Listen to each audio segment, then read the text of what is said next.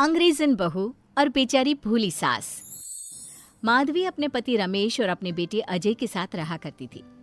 अजय का बचपन से एक ही सपना था कि वो अपनी आगे की पढ़ाई यूएसए में पूरी करे और इसीलिए वो यूएसए पढ़ाई करने के लिए चला जाता है। 3 साल बाद जब वो अपनी पढ़ाई पूरी करके आता है तो अपने बेटे के आने की खुशी में माधवी उसकी पसंद के कई तरह के पकवान बनाती है और जब घर की डोरबेल बजती है तो माधवी अपने पति रमेश को कहती है, लगता है मेरा अजय आ गया है, आप यहीं बैठना, मैं दरवाजा खोलती हूँ। माधवी जल्दी से जाकर दरवाजा खोलती है तो दरवाजे पर अजय के साथ एक लड़की को देखकर वो अजय से पूछती है, ये कौन है बेटा? माँ, ये ग्रेटी है। हम दोनों यूएसए में साथ ही पढ़ते थे और अब ग्रेटी इस घर की बहू है। क्या बहू?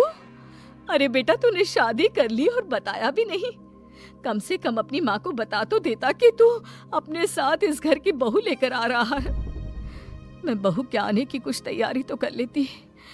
कोई बात नहीं बहू, यही रुक, मैं अभी तेरे लिए पूजा की थाल लेकर आती हूँ। मॉम, आप अपनी ये फॉर्मेलिटीज बाद में पूरी कर लेना।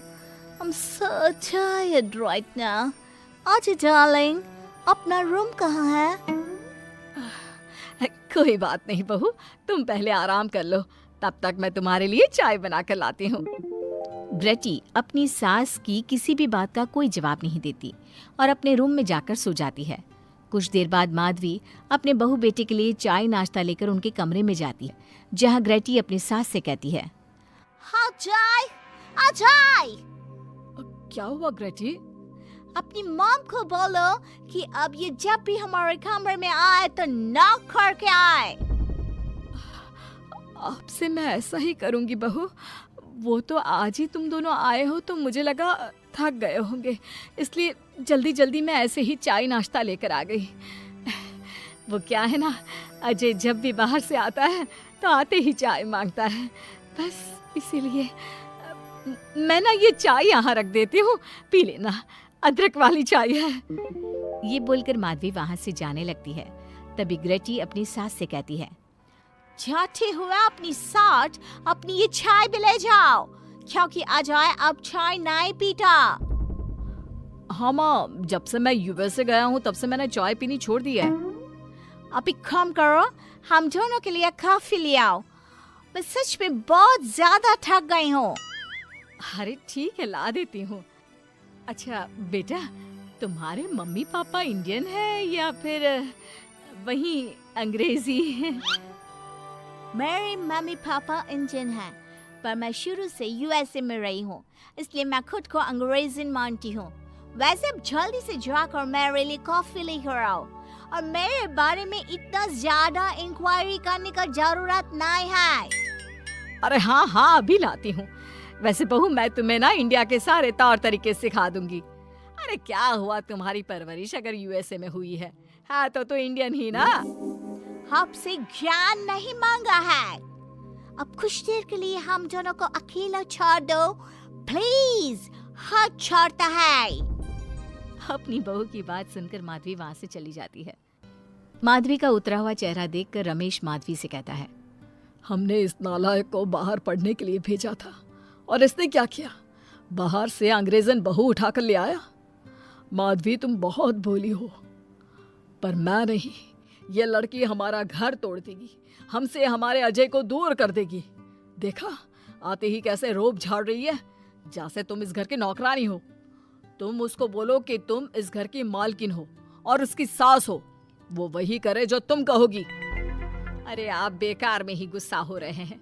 बहू यूएसए की है, यहाँ नई नई आई है, उसको यहाँ के तौर तरीके नहीं पता और वो मुझे अपनी माँ मानती है, तभी तो अपने नखरे दिखा रही है। वैसे भी ना बहू बेटी दोनों बराबर ही होती हैं। माधवी, कौन सी बेटी अपनी माँ से ऐसे बात करती है जैसे तुम्हारी बहू कर रही है? मैं बस तुम्हारे कहने पर चुप हूँ, वरना मैं अपने बहू बेटों को आज ही घर से निकाल देता। ये कहकर रमेश वहाँ से चला जाता है। ऐसे ही कुछ दिन बीत जाते हैं और ग्रेटी अपनी बेचारी भोली भाली सास पर अत्याचार करती रहती है।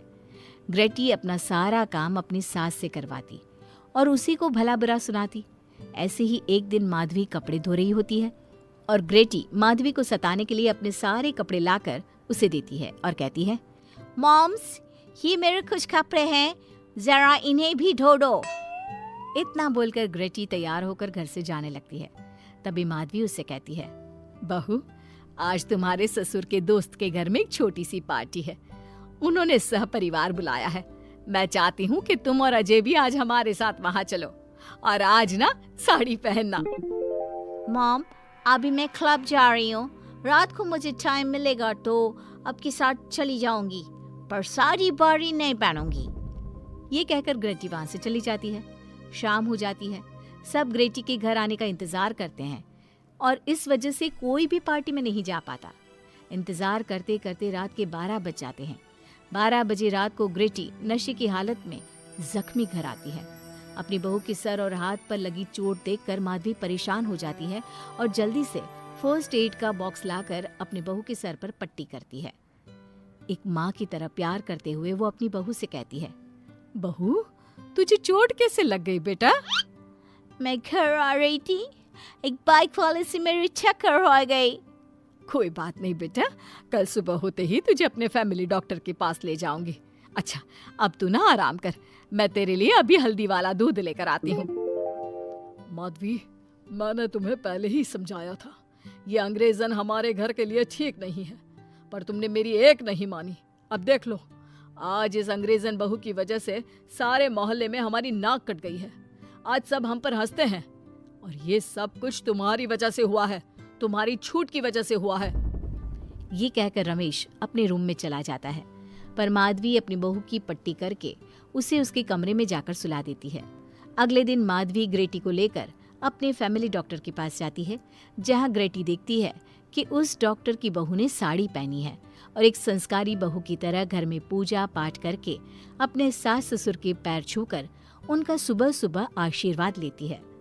डॉक्टर की बहू को देखकर ग्रेटी को अपना बर्ताव याद आता है और उसे एहसास होता है कि वो अपनी भोली और मासूम सास के ऊपर कितना अत्याचार करती है, पर फिर भी माधवी सबसे लड़कर हमेशा उसका साथ देती है। ये सब देखकर ग्रेटी को पश्चाताप होता है और कुछ देर बाद वो दोनों दवाई लेकर घर आती है। जब माधवी ग्रेटी को दवाई खिलाने के लिए उसके पास जाती है तो, मॉम, मुझे माफ कर दीजिए, मैंने कभी भी आपके प्यार को नहीं समझा, आप पर इतना अत्याचार किया, आपकी बेइज्जती की, आपसे घर का सारा काम करवाया। आपने मुझे कितनी छूट दी, पर फिर भी मैं आपके साथ इतना बुरा करती थी। और आज जब मैं नशे की हालत में चोट खाकर घर आई तो भी आपने मुझसे कोई सवाल नहीं किया, उल्टा आपने मेरा साथ दिया, मेरी सेवा की। आज जब मैंने डॉक्टर की बहू को देखा घर का काम करते हुए, अपने सास ससुर की सेवा करते हुए, तब जाकर मुझे एहसास हुआ कि मैं कितनी रॉन्ग थी। एक इंडियन होकर भी एक बहू के कर्तव्य से दूर रही और आपके ऊपर अपनी अंग्रेजी का रौब झाड़ती रही। मुझे माफ कर दीजिए सासू माँ। बेटा, अक्सर बच्चों से गलतियां हो जाती है। ऐसे भी सुबह का भूला अगर शाम को घर आ जाए तो उसे भूला नहीं कहते बहू। और मुझे बहुत अच्छा लग रहा है ये देखकर कि मेरी अंग्रेजन बहू कितनी समझदार हो गई है। जिसके बाद माधवी और ग्रेटी एक दूसरे को गले लगा लेती है और उसके बाद से ग्रेटी एक संस्कारी बहू की तरह रहती है और अपनी सास को किसी भी शिकायत का मौका नहीं देती। अपनी सास ससुर की बहुत अच्छे से दिल से सेवा करती है।